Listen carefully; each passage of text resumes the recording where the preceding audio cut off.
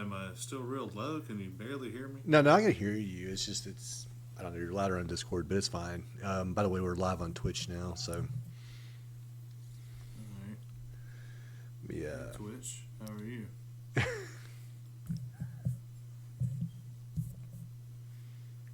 forgot about the other little deal. I'll be right back. Okay. Talk to the audience. Oh, hey, yeah, that's right. Oh, shit, I forgot. With the two of us, whenever he goes, I gotta say random things. Hey, everybody, how are you guys doing today? I'm trying to remember how to set my thing up.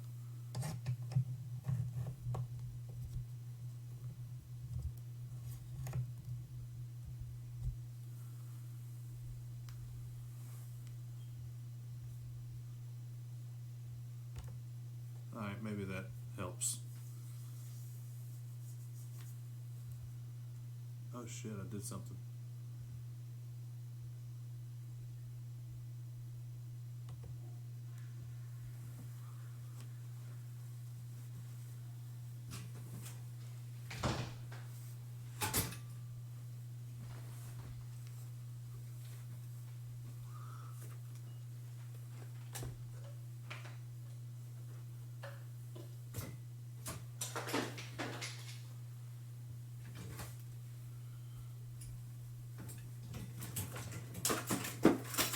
Damn, that's unfortunate.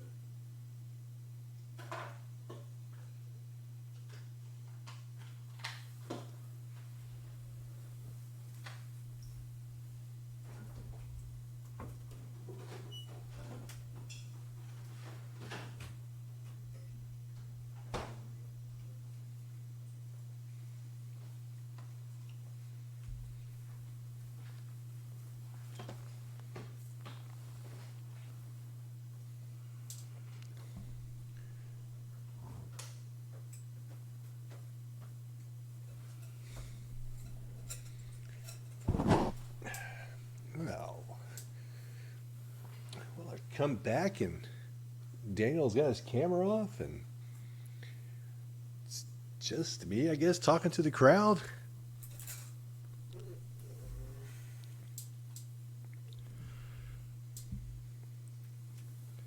Oh, shit, that did cut me.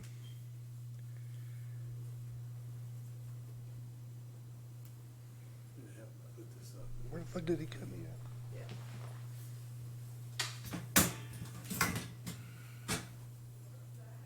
Thank you, the futon. The futon. Man, I think that I fucked some shit up too. On what?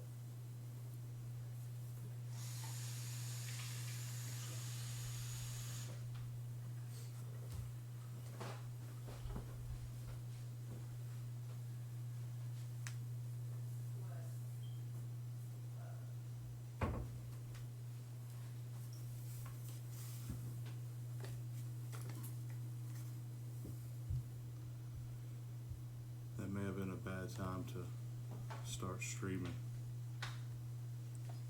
You're back. I am back. Can you hear my air going? I don't know. I hear something, but I don't think that it's too loud and distracting. Okay. Well, are you about to tell me to turn my air off?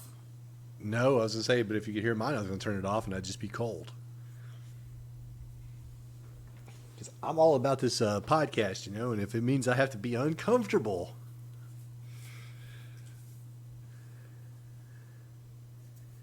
Damn it. Hold on one sec. I dropped a knife and it fucking cut my finger. Wow, that's pretty dangerous of you. Yeah.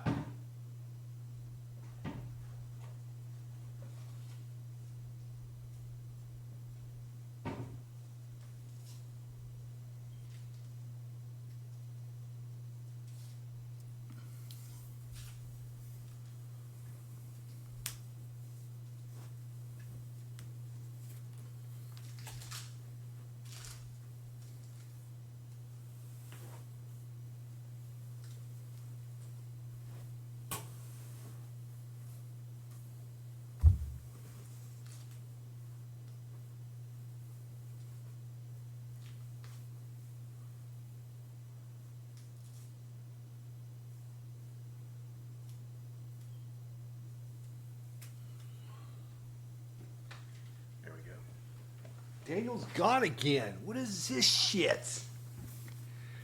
Say what? I said Daniel's gone again. What is this shit? Yeah. Well, I moved a little bit closer. Maybe that would help with the volume.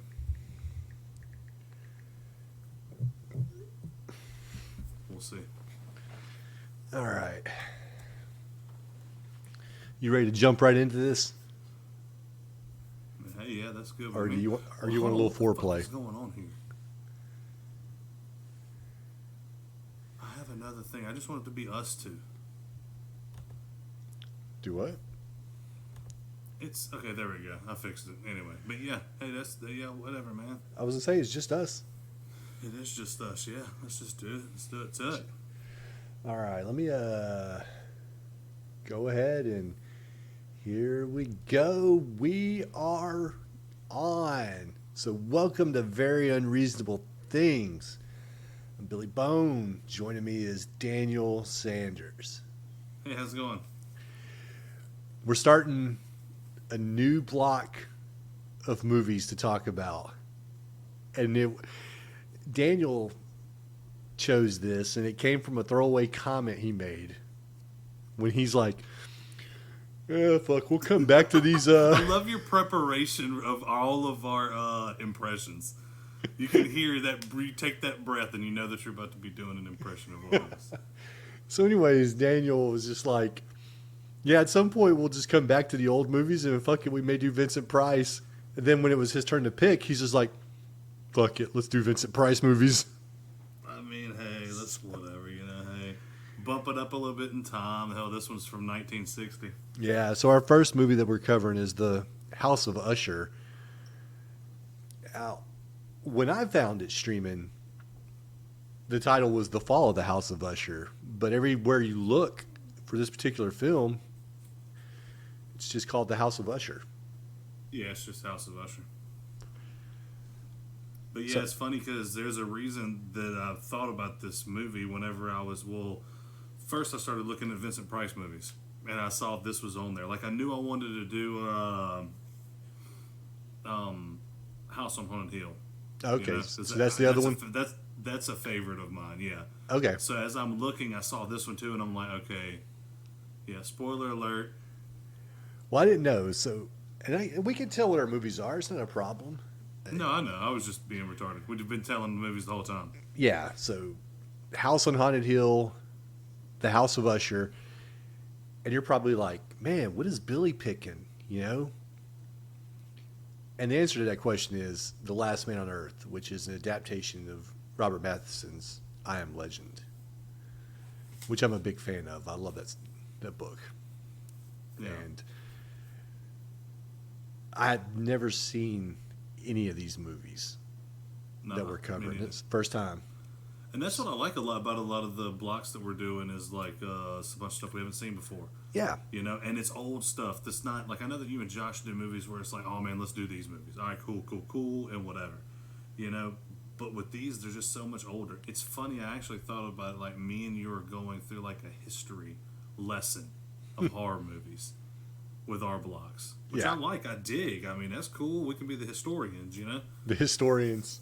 Yeah. New podcast format. Hold on. No. Cut that one out.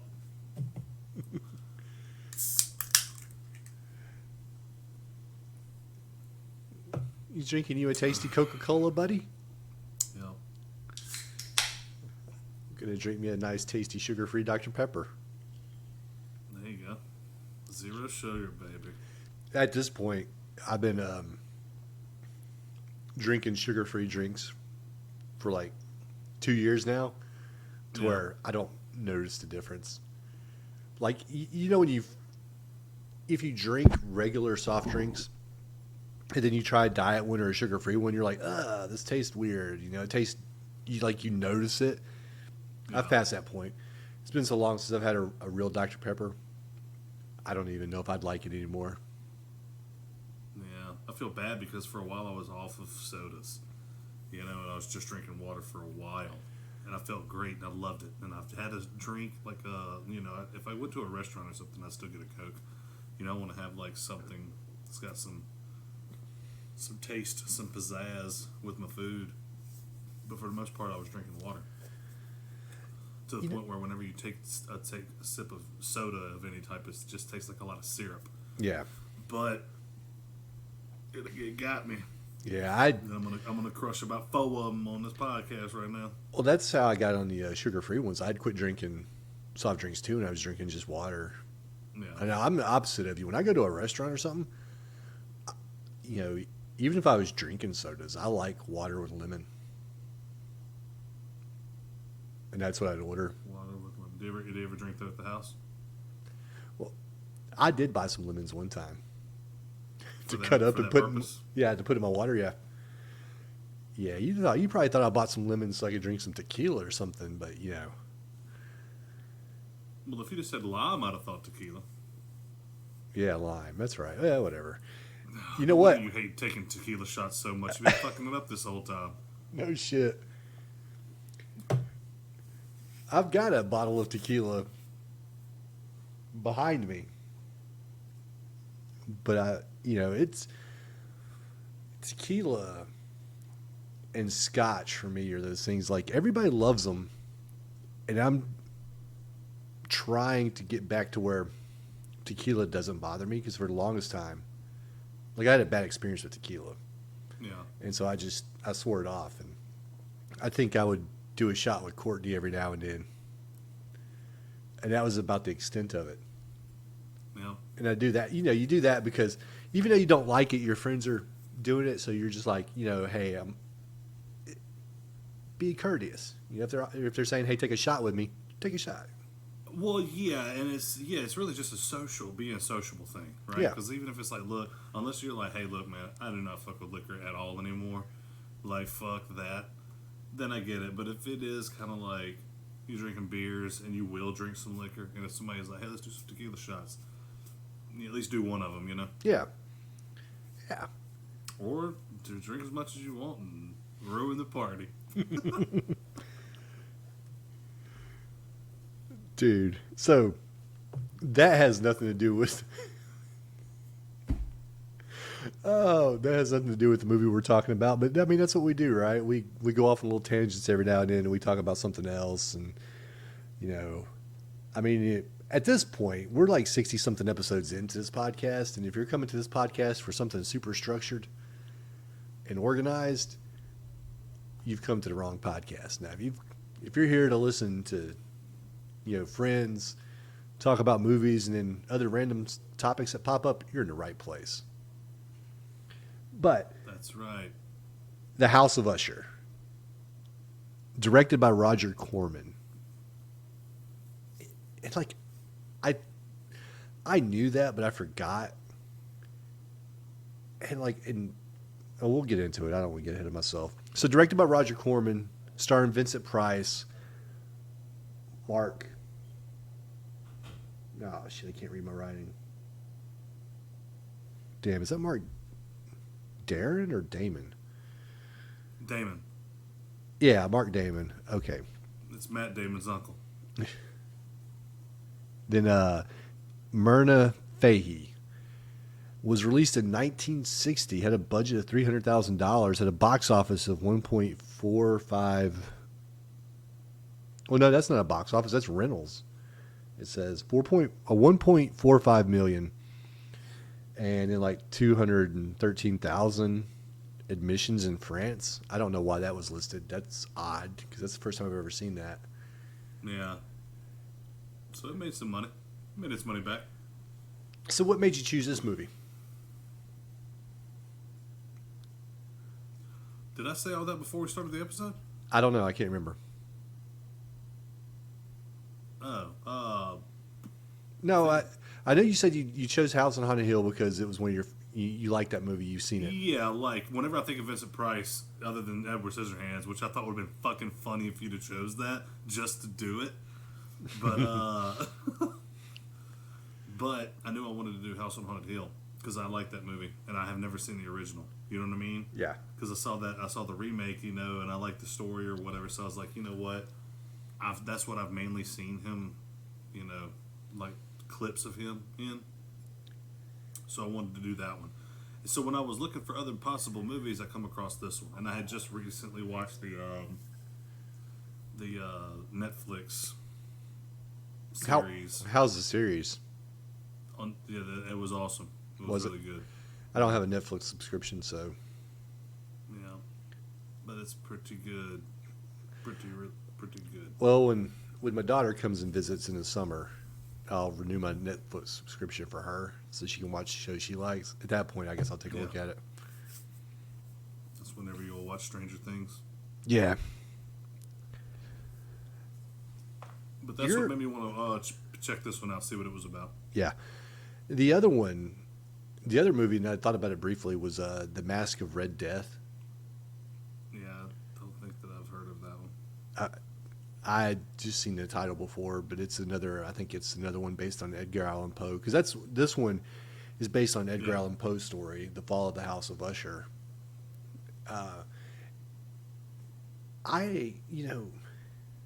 I'm not just like a huge Edgar Allan Poe fan. I had an English teacher in high school who loved Edgar Allan Poe. And, we read The Telltale Heart and The Cask of Amontillado and stuff like that. But just wasn't like a huge fan. Didn't hate it or anything like that. Just, I was just kind of indifferent to it.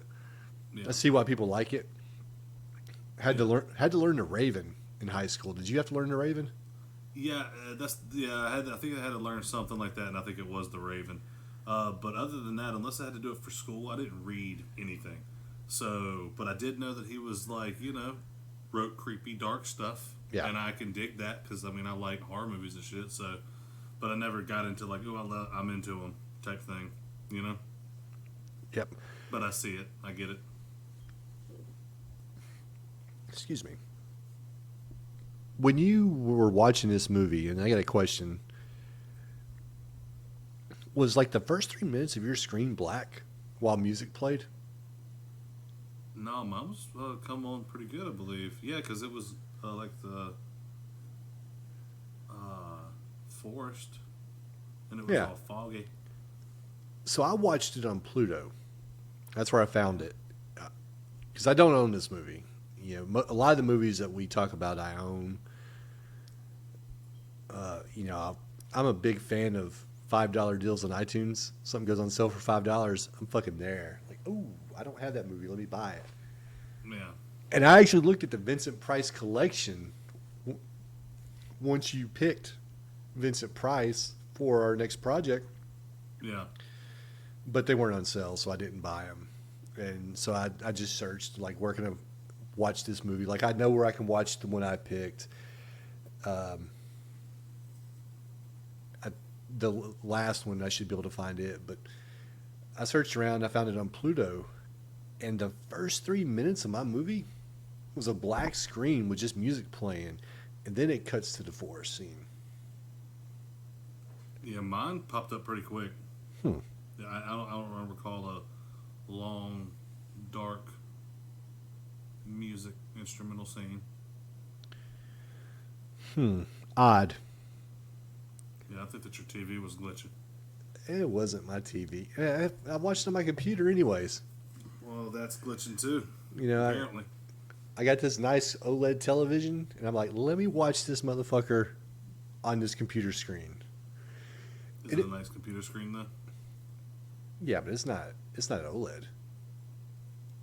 You can't get true blacks on this. Like, I can see the grayscale in my screen now when I'm talking to you, when I'm looking at the black bars. Hey, how much do y'all sell 32-inch OLED Samsungs at Best Buy for? Wow.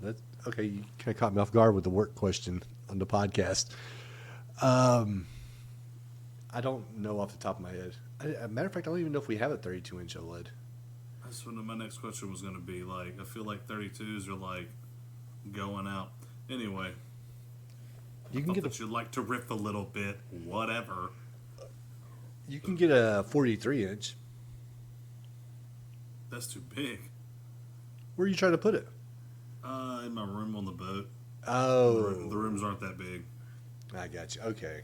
32 is going to be big for that room already. So, because it's literally like at the foot of my bed. 32-inch TV at the foot of my bed. Damn. Did you notice when the movie starts off and it's a guy riding through a forest, Yeah. and he comes up to the house, and the house comes into view. Correct me if I'm wrong, but that was a backdrop, right? That was like a painted backdrop. It looked like. Yeah, that was a painted backdrop or whatever. And the first thing I noticed though was that the house looked like it had like nothing but like mossy mold shit all over it. Yeah. You know, like it was evil. Yeah, that the house looks like it's in a state of disrepair, and Yeah. come to find out that that's part of it. But like when you first see it, you're just like, why does this big house look like shit? Oh, that house looked terrible. So we get, like I said, we get the guy, and what was his name? His name was Philip. Philip Comes up to the house, knocks on the door. The butler answers. I never caught his name. Bristol. Bristol. Yep. My notes say Butler every time. It says Butler every time. So it turns out, though, that Philip and Miss Usher are engaged. Madeline? Madeline, yes, are betrothed. Is that how you say it? Yeah, betrothed. Yeah. So they're to be married, and he comes to visit, and he he's wants like, babies. He wants the whole 9 yards, baby. mm-hmm. Apparently, she had visited. She was in Boston at some point, and that's where they met, and they fell in love. And so he comes out to visit her, and he talks to the butler. And I guess I want to backtrack for just a second because it comes into play later. But when you look at the scenery, like all the trees and stuff, everything's dead. Like there's no vegetation. It's just like dead trees and kind of a barren landscape. And the house is all fucked up. Yeah, and the house is all fucked up. So he comes up to the house though. He talks to the butler, and he's like, "Well, Mrs. Usher or Miss Usher's ill," and he's like, "Well, I'm her fiance." And I feel like that's something that people would have knew. Like when she came back from Boston, I feel like she would have told the butler and her brother, like, "Hey, I'm engaged to be married." Yeah, well, maybe she did. Well, that's true. It's possible. And he was like, "Oh no, you said that too loud." Dude. Oh man, yeah. I can't wait until we get into talking about Vincent Price's performance. But She accidentally brushed up against his skin with her new ring on her finger, and he was like, "Oh no."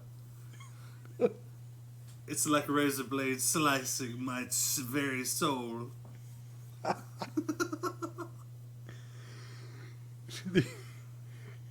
But when he's talking to he tells the butler, like, "Hey, I'm not leaving, blah blah." But her fiance, and I got my notes. The butler vanished. The butler just like up and disappears. Yeah. When he comes into the house, and so it says, and this is before I'd caught his name too, so I had Butler written down. Yeah. Butler vanished. Is he Batman? Yeah, no, he did just kind of just disappear. He was there, and then he was gone. But it's so funny, man, because so quick how like shit goes crazy with Usher. Because he comes in, he's talking to the butler, and like he's already come in and taken his shoes off. Yeah. Or his boots off and put on quiet shoes to walk around in, So he's already catering to Mr. Usher, And then as soon as he, sees him, he just launches into the whole ordeal of these are the things you cannot do around me. Because it would cause me great pain. You can't talk loud. Also, you can't see Madeline. Yeah. Can't see your fiance, but you can't talk loud. He can only wear, the softest clothes or something like that. They eat flavorless food because anything with spice will upset his stomach. Yeah. Like this dude, And I don't know if the elements are real or if they're just in his mind. I don't know if he's a hypochondriac or if, like, I'm assuming the loud noises are legit. Because when he's talking, he's like, oh, and Vincent Price is talking like in this kind of whisper himself. Yeah. He's like, the loudest noises are like daggers, like you said, daggers. Yeah. And he's just, oh man, it just got me like the way that he talked through this entire movie, like just tripped me out. Yeah. But it was just so funny because it was like you can't touch him, you can't yell at him, you can't do anything, you can't make a fucking sound. Because then he's like, "What's that? What happened?"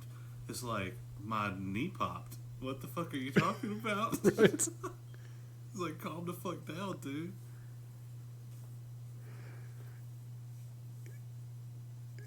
It's funny. Oh, go ahead. Sorry. Well, I was only going to say that after that whole thing, you can't do this, you can't do that, you can't see Madeline, you have to go. You need to go. Because he's telling him to get the fuck out of there, you know? It's going to be the best thing for everybody if he gets out of there. Well, he's like, no, I'm not going to go anywhere, I'm going to stay. You know, and fucking Roderick, he's like, all right. He's like, I tried to warn you. Whatever the fuck happens to you now is on you. Yeah. And that's what I was going to say is he was,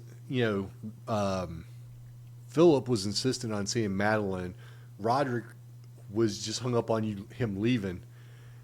And he's like, okay, you can see her, but you're going to leave in the morning. Yeah, it's like, he just caves and he's like, okay, you can see her. And then I got in my notes, Roderick is very peculiar. Yeah, he really is. But he tells Philip that the Usher line is tainted, and Roderick's caught up on this idea that the Usher line is evil, like they're the people in the family. And he goes through it at one point later on in the movie. He's going through like the paintings and the portraits of the family members, and he's talking about their different crimes. And he's just already accepted the fact that, like, nothing good can come from our family, so it's just best if we die off. Yeah, exactly. And it's funny because he gives them a real quick, little talk about that, while also telling him to fucking leave. That's all part of the spiel. So he's like, no, I'm going to stay. I want to see Madeline, yada, yada. And as soon as he fucking says, all right, whatever, motherfucker walks, like he's walking somewhere and the fucking chandelier almost falls on him. Immediately. Like, that's like number one. And then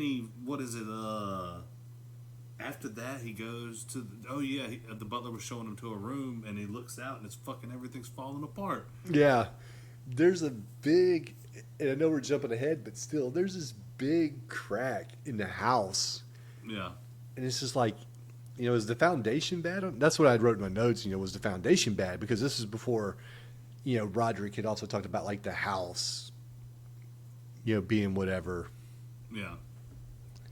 And it's funny because, like I said, he goes up there, he unpacks, and he looks out there wasn't really a jump ahead. That was right then whenever he looks at the wall and he sees this huge crack, right down the side of it. Mm-hmm. So whenever, they're eating dinner after that, and he brings it up, he's like, hey, this house is fucking falling apart, guys. Y'all might want to look into this. Yeah. But then he starts using that as an excuse on why these weird things are happening, like the chandelier and the fucking God knows what else. Yeah. I got going back, and I'd made notes. Roderick and Madeline are dying because that's what Roderick said. Like, we're dying. We're gonna be dead soon. He is committed to that thought that, like, we're gonna be dead soon. Madeline's dying. I'm dying. And then he tells us about his acute senses and how 3/4 of the family fell to madness. You know, I.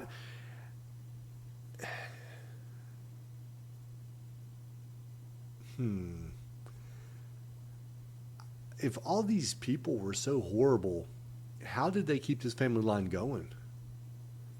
Yeah, I know, right?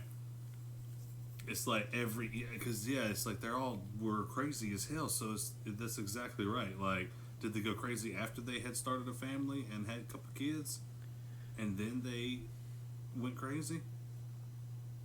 Because it seems like he went crazy a little bit later in life. Now she was pretty young, but the rest of them seem kind of like they're all different ages. Yeah. Some older, some younger. Roderick,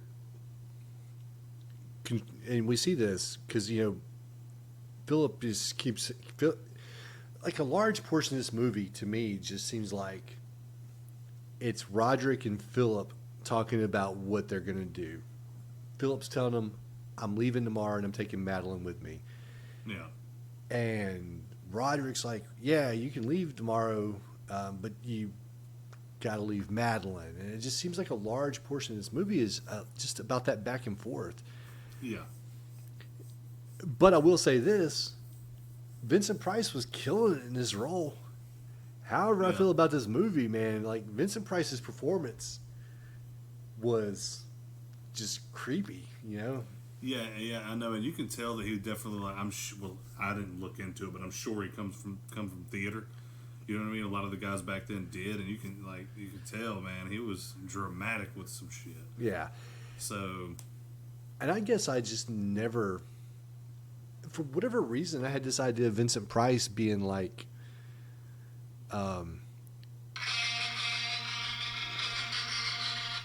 sorry, who's calling me from Hazelhurst, Mississippi? Especially Hazelhurst. Yeah. I don't know anybody in Hazelhurst. Sorry about that, guys. But I had this idea that Vincent Price, I'm sorry. This is why I got confused. I had this idea that Vincent Price was like Peter Vincent in Fright Night. That's what I had, like when you come out and you see this, you know, Vincent Price, I gotta like look back just to make sure I don't mess up. I'll call him Peter Vincent again. Yeah. But you get Vincent Price coming out and he's speaking so reserved, like he's not raising his voice. He's talking in these hushed tones, but he's still just like he's delivering so much, like with his performance. Yeah. And it was just that, like watching him was fun. Yeah, he was definitely giving it his all, man. I'm telling you. Because he, later on, we're going to get into some scuffles. And, man, I have this shit written down in my notes because it was so funny of just how he reacts to some of the things, you know? Yeah. But, like I said, it just definitely sees some theater history in him. Philip is trying to convince Madeline. Where the hell did I get Mary from? I don't know. Mary Magdalene? Maybe. And the chick's name is... Madeline. What is it? Madeline? So, yeah, we get Philip's, telling Madeline he's going to take him with him, and she's like, I want to go. But then you see the control that Roderick has over Madeline. And he'll tell her something, and she'll just kind of wither and just be like, okay. Yeah. And Philip is, the opposite of Vincent Price or Roderick, and he's telling her like, no, you don't have to do this. We can go be happy. And she's like, I want to. Yeah. And then Roderick says something, and then she's like, oh, well, yeah. And he's feeding her that same, I guess, madness that's consuming him. Yeah. Or belief. Maybe it's not madness, but the belief that they're dying. Yeah. Because they said that Madeline was ill, but when you see her, she doesn't look sick. She doesn't act sick. No, yeah, she looks perfectly normal. Just like whenever they were at dinner, she was eating. They were eating. Mm-hmm. Their fucking like rice slop or whatever the fuck it was they were eating. It was bland as shit. Grill. But yeah, exactly right. So yeah, they're eating and they're doing their thing, and then hell, she's even feels good enough to hang out while he plays some fucking Dave Matthews Band covers on his fucking little Lute. instrument there. It was a and lute. as soon, yeah, no, it's hilarious because he says something about Madeline needing to go to bed to get her rest, and when Yeah. she fucking says no, he gives her the fucking evilest evil eye ever. Like, bitch, what did you just say? Right. Oh my god. Yeah, and he exerts control over her again right there. Yeah.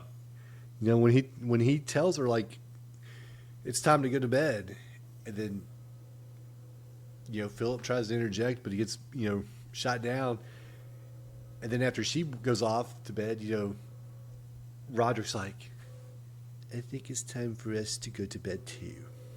Like, everyone go to their rooms and don't come back out. Yeah, just his hushed tones, just real quiet and everything, and Yeah. Philip's just like, yeah, fuck it. I'll Yeah. go to bed. I'll be like, what else am I going to do? You just took my fiance and made her go to bed like she was a 5-year-old. Yeah, his ass goes to bed for about 5 minutes, stops hearing any rustling, so he goes right into her room Yeah, he sneaks in there. immediately and scares the shit out of her. And he just jumps on it, like, yeah, covers her mouth. Yeah. So that's the way you wake them up. They love that. But doesn't Roderick catch him? Yeah, of course, because Roderick was probably fucking listening through the wall, like fucking touching himself. His obsession over her is fucking crazy, dude. It's like he's in love with her. It's wild. Because that's the next thing I had in here was his obsession over her sister is very weird. Oh yeah. I wrote down here at one point when I was watching the movie, because I'd never read The Fall of the House of Usher, so I didn't know what the hell it was about. I haven't seen the Netflix show, and it's just been something that I've never really. I didn't know anything about it, so at one point I thought maybe it was a haunted house movie, because the door just randomly shuts by itself, Yeah. and the house like creaks, and you got the tremors, and obviously chandeliers falling. Yeah, fucking railing giving out on him. Yeah. So I had that thought, like maybe this is a haunted house movie. Man, fuck me. I am. Yeah, it is crazy because it does feel like that. Like, because all of a sudden it's like, okay, well, hold on. He's like, we're all doomed. We're gonna die. We're gonna die. We're doomed. And it's like, oh well, the house is haunted. The house is gonna kill him because the house is starting to move around, be even creepier than normal, and so it must be a haunted house thing. So I get you thinking that. And even up to this point in the movie, you're thinking, okay, yeah, of course, it's the house. And after watching the movie, I don't know if haunted house would be the correct term, because that would imply that there's spirits haunting it, right? Yeah. Whereas I do feel like, while not necessarily haunted, I do feel like the house was evil. Like it was a manifestation of evil. Yeah, I guess so. And maybe Never sure. maybe that house drove those people in the family crazy. I mean, he did say that it was moved from England. And I don't know if you remember, but it does seem like a lot of older movies, whenever there is something going on with the house, it was moved from someplace else. So I'm guessing it's got a whole lot of bad, whatever, karma, bad memories with some stuff attached to it. I'm not an engineer or anything like that. I'm just a dude who likes watching movies and talking about the movies with his friends. But how do you move a whole ass house from England to? Oh, apparently it can be done, man. I don't know though. I'm assuming they were in America, right?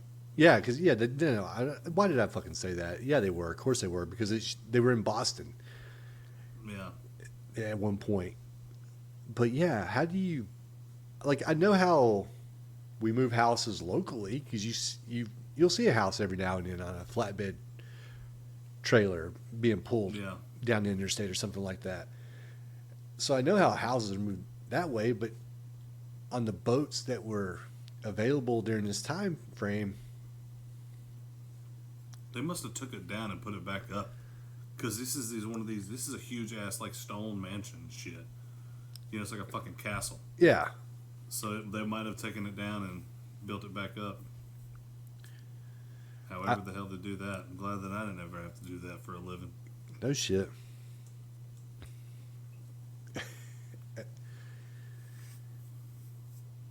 Have you ever done any kind of construction? Yeah. Whenever I turned 18, I was like road construction, like small stuff, digging ditches. Oh, didn't you and Aaron did that, didn't you? Yeah, me and Aaron worked together on that. Yeah. When I was in high school, one summer, to make money for a trip that we were going on, when I went to church. I mean, I don't go to church now, but that doesn't matter. It's not the point of the story. But anyways, I needed money for this trip. So my dad and my buddies came and helped too. We went and worked with my dad and his boss, and they were building chicken houses. This is before like all the shit with my dad and him going back to jail and stuff like that. But we went out there and they were building chicken houses. And man, you talk about a sucky job, dude. We were digging post holes all fucking day and then putting posts in these holes. It sucked. Oh yeah. And I was just like, ooh. I guess maybe, yeah, it must have sucked really bad. Maybe that's why my dad turned to selling drugs. I don't know. I don't know, but yeah, digging post holes can be a pain in the ass. Especially if you're not like, good at it and you don't have a rhythm or anything and you're just going, it's like, this You're is just terrible. Especially if you're a 17-year-old that this is probably like the second time in your life you've had post hole diggers in your hand. And Yeah. you and your buddies are out here digging fucking post holes and putting posts in them. Probably through like red Mississippi, like red clay. Yeah. Ooh. Dude, it was. Some of that's just like concrete. Not the red clay, but some of our ground whenever it's hot as shit. And back then, it's not as hot as it is now. Like now, we got some scorchers. Yeah. But it was still hot as fuck back in the day. Dude, ooh, man, I just thinking about it. Ugh, glad I'm not doing that. Oh yeah. I'm very happy to not be doing outside labor anymore.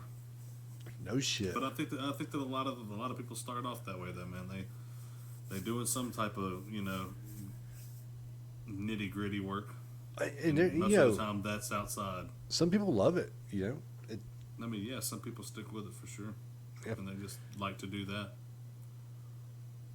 How long has your butler been with your family?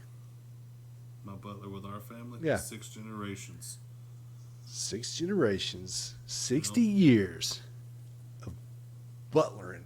So yeah, Bristol been with the Ushers for 60 years. This is That's a long time. well, this is some Alfred Pennyworth shit, Yeah. like with the Wayne family. He must be in the will. That's why he's like, man, hurry up and die, man. I'm ready to retire. Well, Bristol, you gotta be talking about Alfred, because Bristol was like, if the house dies, I'll die with it. Oh yeah, that is true. Like- Yeah, He he enjoyed being on the sidelines of all the crazy shit the Ushers did. He was like, it's Yeah. been one hell of a ride. yeah, he had to have seen some shit. Oh yeah, I forgot about the 60-year comment. So yeah, like I didn't write that down, so I didn't catch that one. But yeah, he's definitely seen some shit. And what makes him that committed to the family and to the house to where he's like, if this house goes, I go. Yeah, I know, right? Hell, just even whenever she was sleepwalking, whenever you see that she was sleepwalking through the house or whatever, and then the boyfriend or whatever finds her. Hell, the butler walks up and is like, "Don't touch her. Don't wake her up. I know I know how it needs to be done. I'm gonna take her ass back to bed. You just chill the fuck out."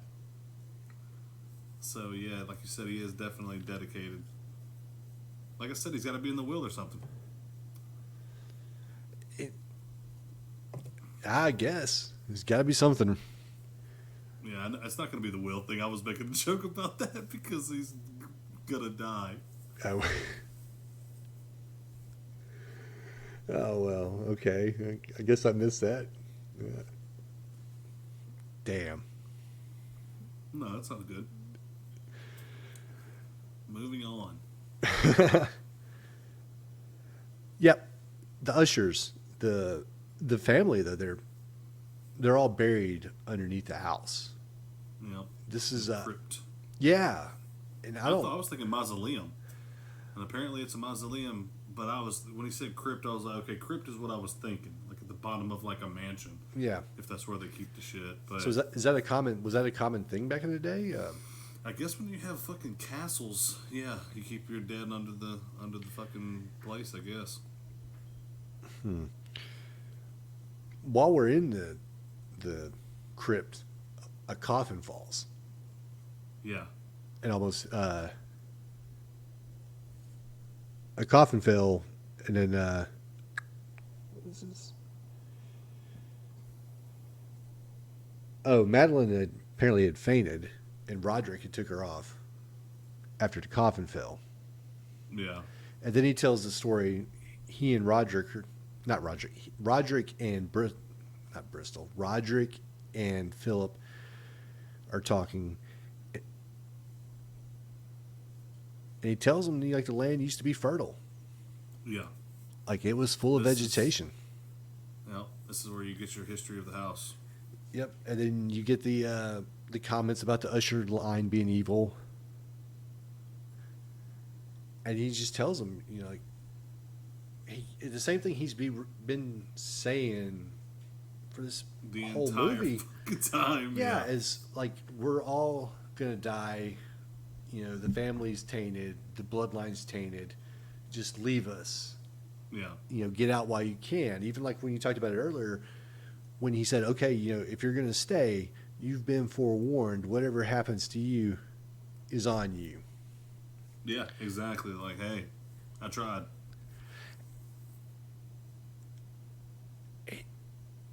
And I know you're supposed to,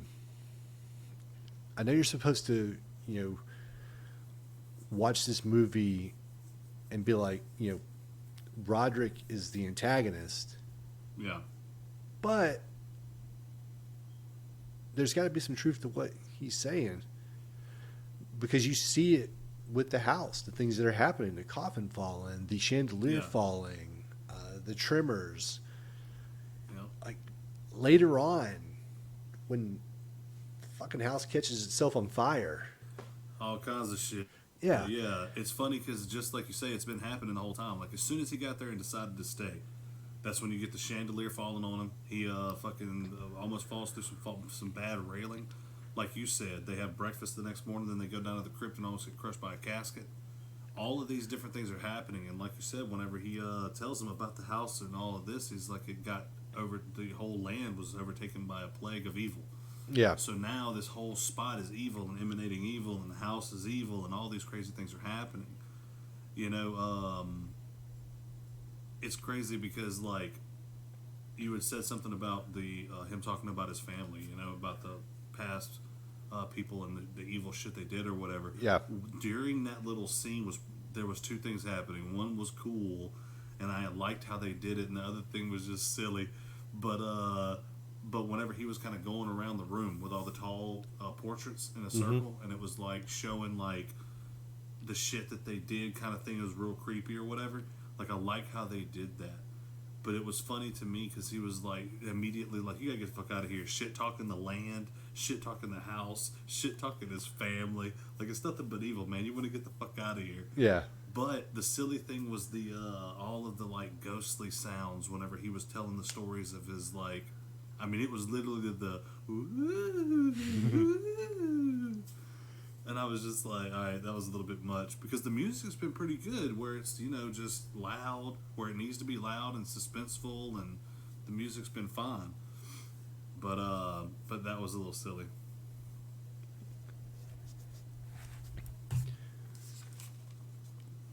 So, like I said, up until this point, this movie's been Roderick telling Philip to leave and to forget about Madeline, and Philip telling Roderick, "No, I'm taking Madeline with me. We're leaving tomorrow.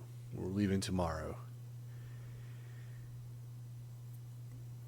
Roderick has tried to exert his influence over Madeline this entire movie. Telling her when to go to bed, telling her this, and this, and all these other things, and then finally, she's just like, she's gonna leave. She decides that she's gonna leave, and Yeah. Philip's like, "Okay, pack your stuff. We're leaving now. I'm gonna go to my room and I'm gonna pack my stuff." Yeah. And he does that, and then Madeline dies. Exactly. It's so funny as fuck because so first off, whenever him and Roderick are fucking talking about him's like, "I'm taking her out of here, blah blah blah," and Roderick's like, "You can't," and he's like, "I'm fucking gonna," and he gets a little loud. Roderick's like, "Oh." Not Roderick. Yeah, no, Roderick. Yeah, it's Roderick. He's all like, "Ah," and it's like, so he wins easily by being like, "Yes, I am," in a louder voice. But it was just like, holy shit. So, but anyway, so Hit it one more time for us. Oh shit! What did I do? When you went, But anyway, but when he is talking to her, and he's like, "Hey," whenever Philip is talking to Madeline, and he's like, "Hey, we're getting the fuck out of here. Pack your shit. Just get some important stuff. Just a few things. I'm gonna go pack my shit." I was like, "Hold the fuck on, dude. You're wearing the same fucking thing you wore yesterday. What did you unpack in this place? You had one bag. Why did you even unpack? You just came to see her, and it was like, well, fuck it. I'm gonna stay the night. Why'd you have a bag anyway?"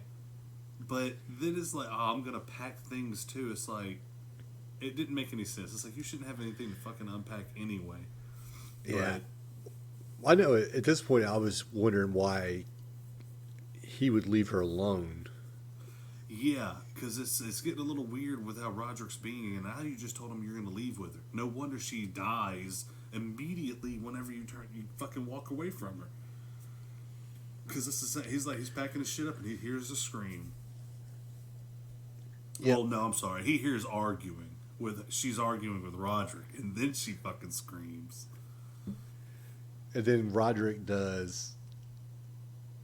Ah! It's so good. I love it. It's loud. It's too loud. So Madeline's, and you can't see us doing the air quotes if you're just listening to this on, whatever podcast service you got. But there are air quotes around dead. So Madeline's dead. Yeah, like They got her. Oh, I'm sorry. Go ahead. No, I was only gonna say, yeah, like for the viewer, he busts into the room where she was screaming. She's laying there lifeless. He goes and checks on her, and it's funny because he uses the mirror trick that a lot of people don't use or see anymore on TV. But he puts the mirror in front of her face to see if she like fogs it up, and he's like, "Nope, that didn't work. She's dead." It's the only thing that he tries. She's dead. So Roderick's like, "All right, hey man, meet us in the crypt in 5 minutes for a funeral." Yeah, he was in a hurry to bury her, and we know. At first, you don't know why. Yeah. But then you find out, like, she's not dead Immediately. Yeah, immediately why she's in, because she's in the coffin, and Roderick and Philip are down there, and they're talking, and Roderick's blaming him for stressing her out.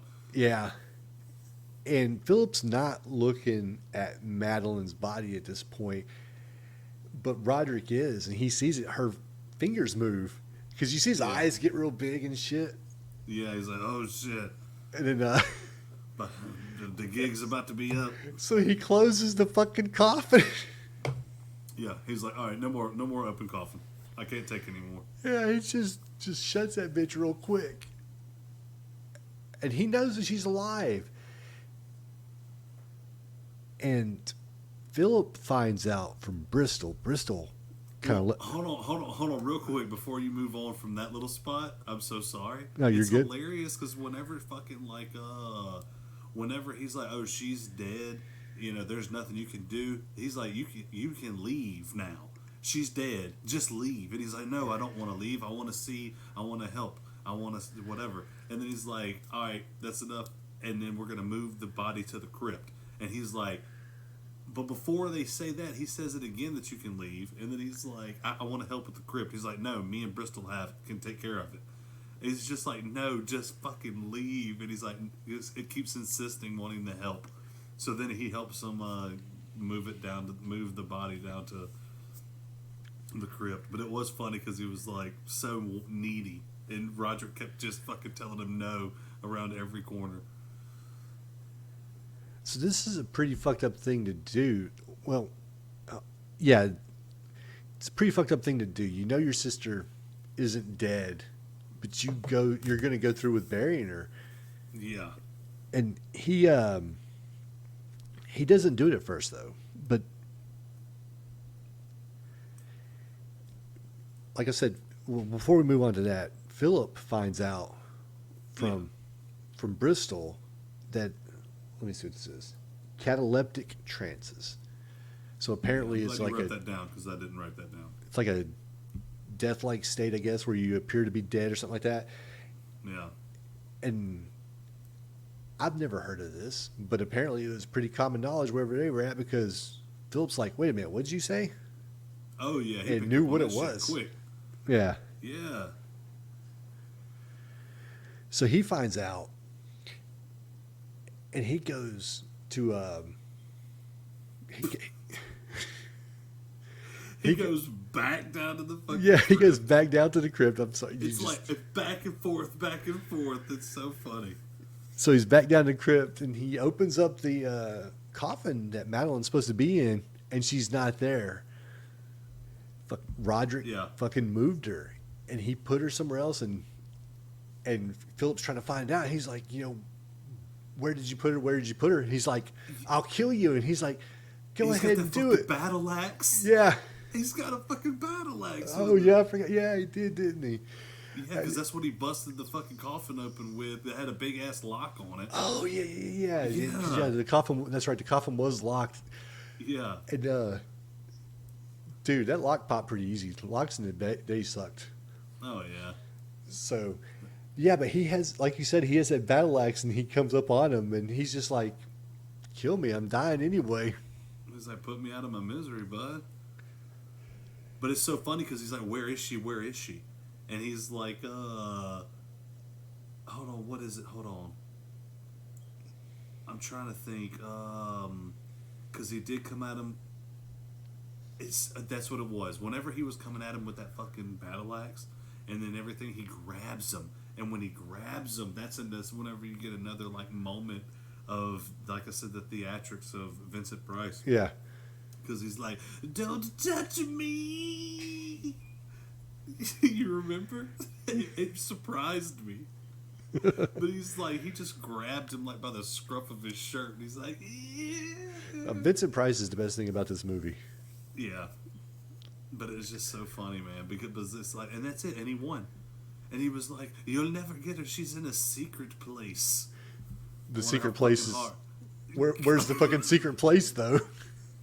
Well, the question is, where are they at the moment? They're upstairs. Yeah. So there's only one place the secret place could be. It's gotta be in the crypt. But what's fucking hilarious, and I know... hold on, go ahead. No, go. You do it. No, I was just gonna say it's funny because he's like, "Oh no, I'll do whatever it takes to find this secret place." And the next fucking scene is him fucking passing out. He's like, "All right, I'm a little tired today, though. I'm gonna start tomorrow." And he passes the fuck out in the bed instead of looking for her in the secret place, even though he just found out that she was still alive. Is it the secret place can wait?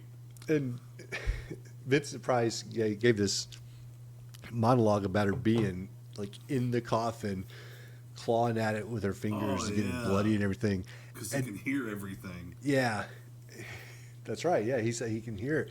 He's like, of course she's alive. I can hear her, and I can hear her clawing with her bloody fingers or whatever. Yeah. And that's exactly what happened. She was fucking clawing away at this coffin that she's locked up in, and you see her fingers and they're bloody. And this is the first time you see any kind of like blood or anything in this movie too. Is when you see the blood on her fingers. And it was a good blood, like a good shade of blood. Yeah. Sometimes blood can look really weird. Like, remember, like, Dawn of the Dead was, like, fucking orange and shit? I think it might have been, which I'm not hating. Dawn of the Dead was some great blood and gore. I'm just saying that some of their blood had a weird color to it. Yeah. Well, and I think Tom Savini had talked about that one time. I saw it, and I've got the documentary on Tom Savini. It was on sale for like $2 on iTunes, so I bought it. Yeah. But it's in the documentary. That's where he talks about it, and he talks about getting the recipe for blood from somebody he worked with. And he's like, the most important thing we got from them was the recipe for blood, so he can make better looking blood. There you go. But like I said, I know that was just a whatever, but the blood was a good color. Like, I feel like the environment of the movie was okay, Yeah. Like, I didn't have I can't really remember that anything really looked cheap, Like, It was, it was a low budget movie though. So I did read this. Like, they had a budget of like $300,000. $100,000 of that went to Vincent Price. Whoa. Holy shit. Yeah. A whole third of the budget. That's a lot, dude. But you know what though? They got their money's worth on it. $100,000. Yeah, because he was giving it his all. He didn't phone it in. Yep. He was like, "We're gonna get this done in 3 days." Now, something I want to know your opinion on, because I'm still not sure where I sit on this. But was Roderick supposed to be good at playing the lute? Because I didn't think it sounded very good, but maybe I'm just not understanding what a lute's supposed to sound like. Maybe I'm the problem. Well, I don't think that the fucking the lute's supposed to sound like Hendrix, or Slash or anything like that. But if you think back, back like medieval times, and they're playing the little lute, that's kind of what I was getting from it. But he was playing like slower shit, I guess more melancholy and goth or whatever they called it back then, gothic music. He's emo. Yeah, there you go. That was it. The emo is what they call him. But yeah, it is funny because he had another opportunity where he was jamming out, and it looked like he was trying to fucking play Dust in the Wind. I was like, is that what he's trying to figure out over there? How did Madeline get out of the coffin? These locks suck. Well, no, it is funny because she definitely, because you could hear, whenever he was describing hearing her, they were showing it too. And, she's moving it, and you can see, like you said, our first shot of blood was her hand popping out, having blood on it. And then, like you said, the next fucking thing you see, the fucking top is off, covered in blood from the inside, from where she had got it all bloodied up. And now she's just zombie-ified walking around in this bitch. So I don't know how the fuck she got out, because she just wandered from the secret place, which we said was in the crypt, in a like hideaway wall. Yeah, there was a secret passage. Yeah, and he just followed her screams. He heard her fucking through the hall. He was like, this little wall looks funny. It looked like it was 1/8 of an inch thick. So the comments also made too when Madeline, after she gets out, didn't she try to strangle Philip? Yes, she straight up first things first. She goes up to Philip and starts strangling the shit out of him. But then she runs off and she goes through another secret passage. Let's not just end it as she runs off. She runs off so fucking creepily, dude. That shit was creepy how they had her run off. Because it's like they sped her up just a touch, and it was creepy. Yeah, I was like, God damn.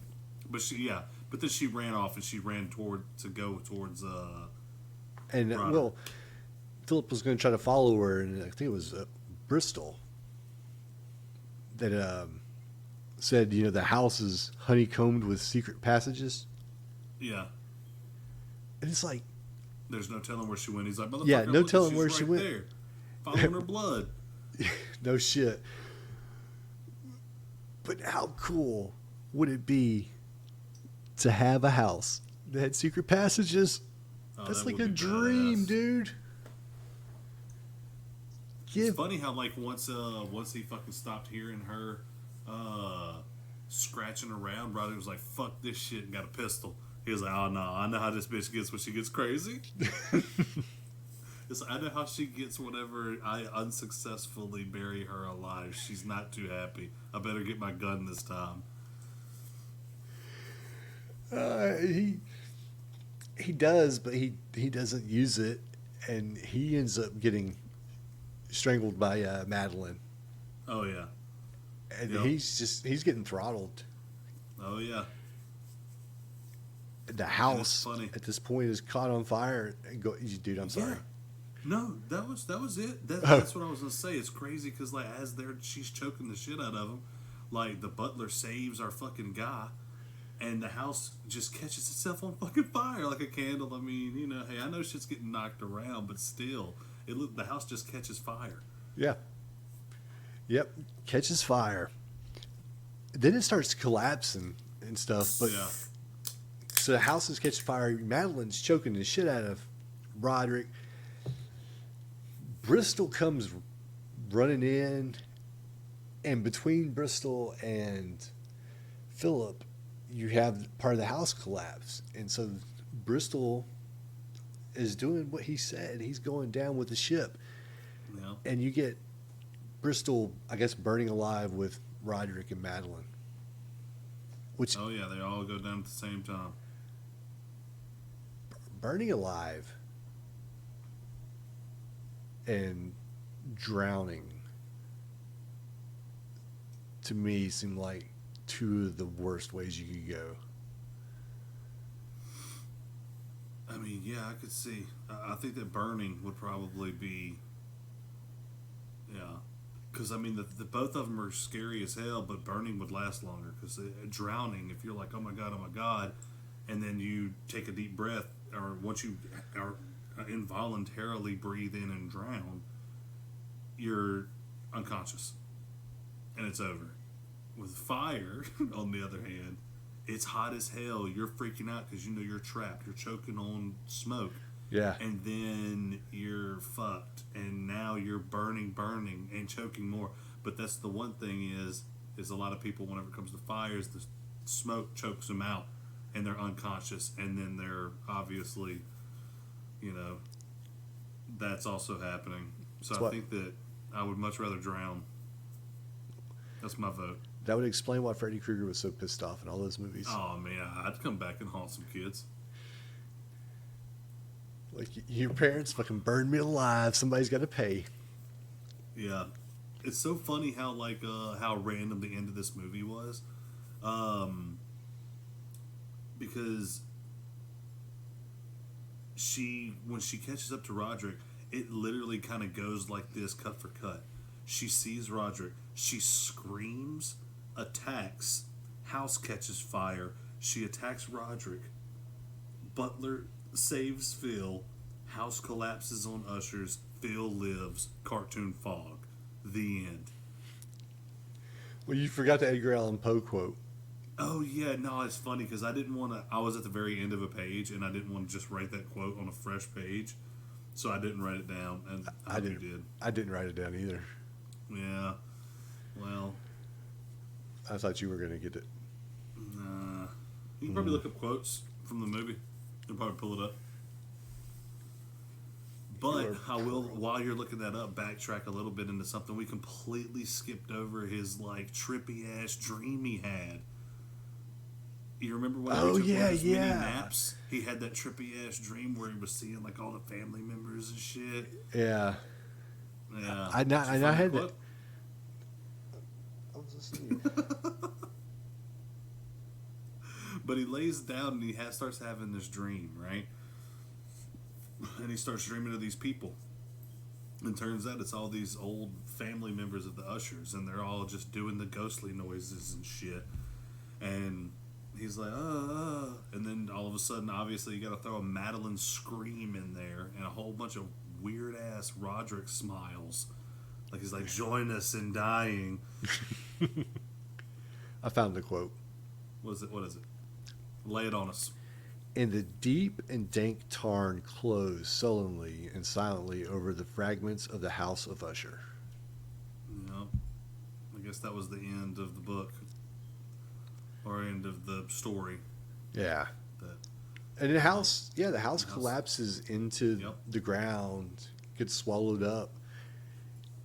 And so you have literally the fall of the house of Usher. Like, Yep. with the family line and the house all falling. That's right. It's literal. Yeah, it was a clever Literal title. We see what you did, Edgar Allan Poe. We did see that. Dude, so that's the end of the movie. That What is did you the end think? of the movie. What thoughts? My thoughts on this movie is this. All right, I enjoyed checking out, a later decade movie than we have been doing. The Vincent Price trilogy or the block is I'm excited for. With it, I wasn't exactly sure what to expect. Like I said, I did pick it because I watched that Fall of the House of Usher on Netflix, and it was fucking done very well. It's really good. You got to see it. Like, we watched it and wanted to restart it immediately type thing. Yeah. And then, but anyway, it's good. So, like I said, I saw it and I was like, hey, I'm going to try it out, But I didn't know what really to expect. It would have been crazy if it would have been like, oh my God, another gem, knocked my socks off. And watching it now, I can try to put myself into the 1960s, into the 50s, beginning of the 60s horror genre, and understand how they did things whenever they were trying to be real suspenseful about things. I know that we're poking fun at that they kept going up and down the fucking steps. They're going upstairs and downstairs, upstairs, downstairs, and they had the little ghost, the little woo, ghostly sounds and stuff, But those things were real suspenseful, and people, were scared. It worked back then, For now, watching it back then, or for now, watching an older movie like that, it really didn't do too much of that. The creepiest thing was the running away. That, like I said, I liked that. That was done. There was a couple things I liked. But for the most part, it's like, I've seen it. It's not something I'm going to be like, holy fuck, people, y'all have to go see this. I'm definitely going to do that about the show. But about that movie, I'm not going to be like, oh, man, rush out and go watch this movie. It's an interesting watch. Check it out, But not just going crazy about it. It didn't blow me away,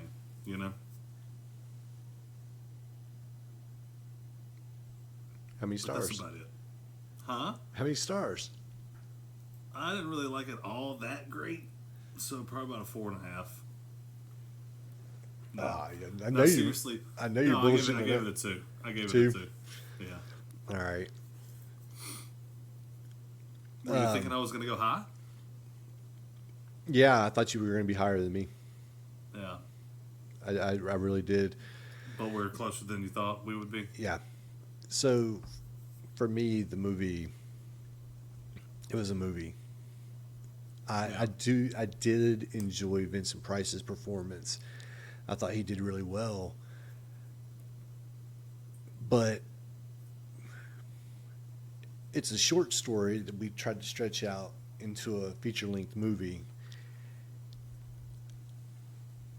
And I just don't know that there was enough there. And maybe, maybe it's spot on for the short story. But it just, like I said, it seemed like it was literally Philip saying, I'm taking Madeline with me, I'm leaving. And then Roderick saying, just leave, but you're not taking Madeline. And that's all the movie was up until when she fake died. Yeah. And then you have like the climax of the movie, but like, all that just felt superfluous. It just, I don't know. I was hoping for more. Especially when I saw Roger Corman attached to it, because Roger Corman's been tied to like some out there movies, right? And it was kind of boring, Yeah. if I'm being honest. Up until like the end, it was just kind of boring. I give it 2 stars. It's funny because I was telling Courtney that it was I was about falling asleep at the very end until the crazy shit happened in the last 4 minutes. Yeah. So I'm hoping that our other 2 movies deliver for us. Yeah. Because that would suck to have like a flop. Which I mean, House on Haunted Hill is a pretty famous fucking movie, so apparently it was done very well. And I think that this is like 10 years before, because hell, House on Haunted Hill was what, early 50s, I think? I can't remember, but it's something like that, I believe. Don't give me the Let me line. look. And I don't even know what yours was.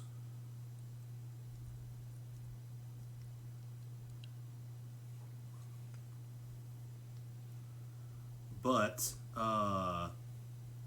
Oh, my movie was The Last Man on Earth. 1959. So it's only a year before this one. So it was, let me see, what's Last Man on Earth? 1964. So House on Haunted Hill is going to be the earliest of this block. And it's the 1959, 1960, and 1964 movies. But yeah. Like I said, that would suck to have picked a bunch of duds, but here's hoping. I think I feel like the next 2 are going to be better. Yeah, I think so too. Like I said, I didn't really have any expectations for this. We had just watched that show and it was really fucking good. And I suggest that whenever you do get your Netflix back, definitely check that one out. I will. All right, man. So it was I felt like a good conversation. It's always fun. Another one in the bank. There you go. So we'll be back next time with The Last Man on Earth. That's right. So next time you see hear me and Daniel together, we're going to be covering The Last Man on Earth with Vincent Price. Another VP movie. All right, but until then, we appreciate you listening. Thank you, everyone. All right, take it easy.